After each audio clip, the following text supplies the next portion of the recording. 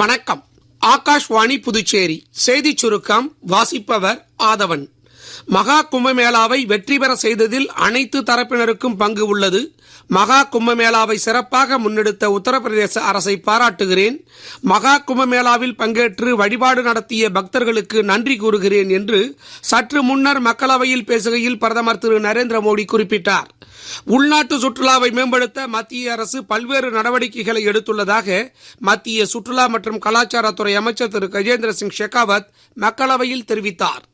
9 மாதங்கள் விண்வெளியில் தவித்து வந்த சுனிதா வில்லியம்ஸ் மற்றும் புட்ச் வில்மோரும் இன்று செவ்வாய்க்கிழமை பூமிக்கு திரும்புகின்றனர். அவர்களை அழைத்து வரும் விண்கலம் புளோரிடாவில் இறங்குவதை நேரலையில் ஒளிபரப்ப நாசா ஏற்பாடு செய்துள்ளது. 8 நாட்கள் தங்கியிருந்து பூமிக்கு திரும்ப வேண்டிய அவர்கள் போயிங் ஸ்டார் லைனர் விண்கலத்தில் ஏற்பட்ட தொழில்நுட்ப கோளாறு காரணமாக அங்கேயே தங்க வேண்டியதாயிற்று என்பது குறிப்பிடத்தக்கது.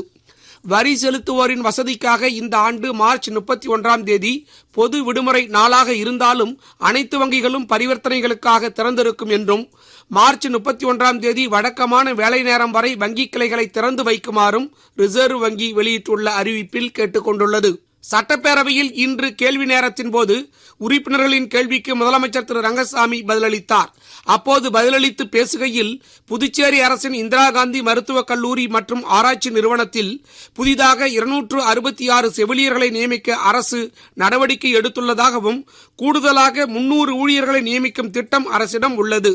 அதே நேரத்தில் அவுட் சோர்சிங் முறையில் கொடுக்கலாமா எனவும் அரசு யோசித்து வருவதாகவும், காரைக்கால் திருநள்ளாற்றில் அரசு மருத்துவக் கல்லூரி துவங்க மத்திய அரசின் அனுமதியை கேட்டுள்ளோம் என்றும் முதலமைச்சர் திரு ரங்கசாமி அவையில் தெரிவித்தார்.